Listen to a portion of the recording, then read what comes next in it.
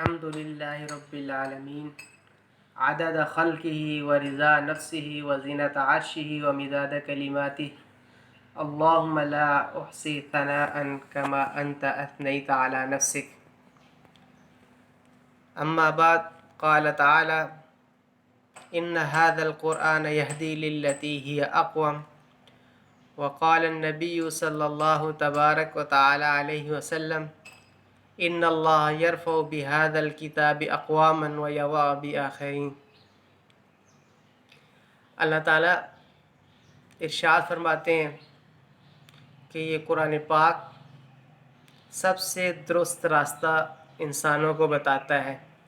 اسی لیے اللہ تعالیٰ نے فرما دیا وَأَنَّ هَذَا صِرَاطِي مُسْتَقِيمًا فَاتَّبِعُوهُ، کہ یہ میرا سیدھا راستہ ہے، تم اس راستے کی پیروی کرو. اللہ تعالیٰ کا راستہ کون سا ہے کہ وہ اللہ تعالیٰ نے خود ہی بتا دیا کہ وہ اللہ کی رسی ہے. کون سی؟ وَاعْتَصِمُوا بِحَبْلِ اللَّهِ جَمِيعًا، اللہ کی رسی کو مضبوطی سے پکڑے رکھو. تو وہ رسی کیا ہے؟ قرآن پاک. الحبل اللہ المتین، یہ اللہ تعالیٰ کی سیدھی رسی ہے جو اللہ تعالیٰ تک سیدھا راستہ انسان کو پہنچا دیتا ہے. اسی لیے آپ صلی اللہ علیہ وسلم نے فرمایا کہ ان اللہ، بے شک اللہ تعالیٰ، یرفع بہذا الکتاب اقواما، کہ اس قرآن پاک کے ذریعے بہت سے لوگوں کو بلند مرتبہ تک لے کے جاتے ہیں. یعنی جو قرآن پاک کے اوپر عمل کرتے ہیں، قرآن پاک کو پڑھتے ہیں، اس کو اپنا مشغلہ بناتے ہیں، تو جو لوگ بھی قرآن کے اوپر چلنے والے ہوئے، قرآن کے مطابق زندگیاں گزارنے والے ہوئے، تو اللہ تعالیٰ نے ان کو کامیاب کیا. اللہ تعالیٰ نے ان لوگوں کو عزتیں دی، ان کے اخلاق، معاملات، کردار سارا اچھا تھا. تو ایک قصہ میری نظر سے گزرا ہے تاریخ فرشتہ کے اندر. مولانا قاسم فرشتہ رحمۃ اللہ علیہ نے اس کو نقل کیا ہے سلطان ناصر الدین کے بارے میں، جو کہ سلطان التمش کا چھوٹا بیٹا تھا.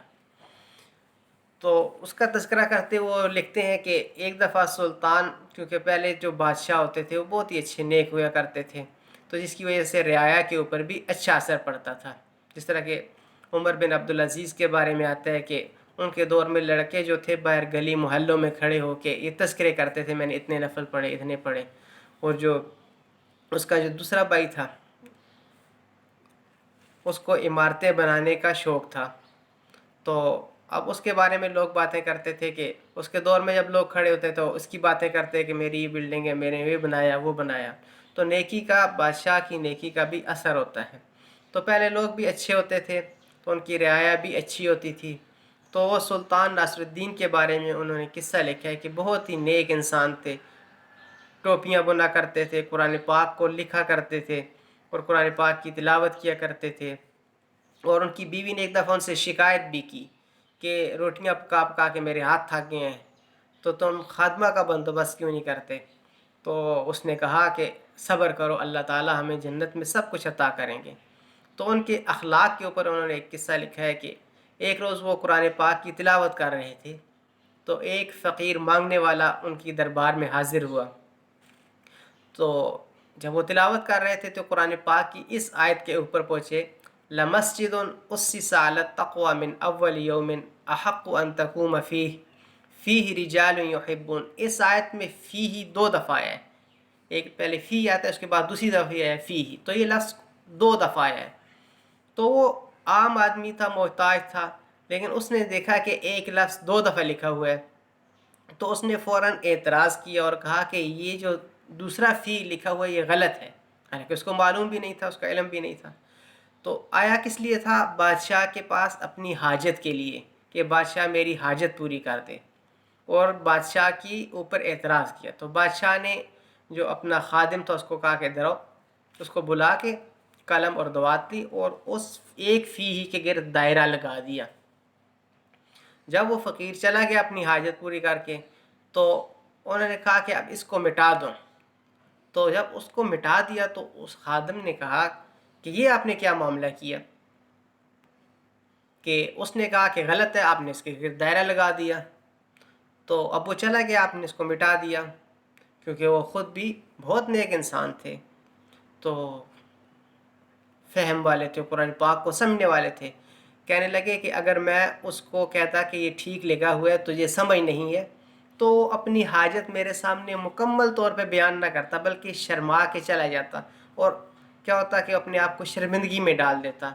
میں نے اس کو خوش کرنے کے لیے، تاکہ وہ اپنی حاجت پورے اچھے طریقے سے بیان کر سکے، لہٰذا اس کو میں نے شرمندہ نہیں کیا، اس وجہ سے میں نے یہ معاملہ کیا۔ حالانکہ یہ لفظ 2 ہی دفعہ آتا ہے، لیکن اس کو معلوم نہیں تھا، تو یہ ان کے اچھے اخلاق تھے، یہ قرآن پاک کے اوپر عمل کرنے سے، قرآن پاک کو پڑھنے سے۔ تو اسی لیے آپ صلی اللہ علیہ وسلم سے، آپ سے عائشہ رضی اللہ عنہ سے پوچھا گیا کہ آپ صلی اللہ علیہ وسلم کے اخلاق کیا تھے، تو انہوں نے فرمایا کہ آپ صلی اللہ علیہ وسلم کے اخلاق قرآن تھے۔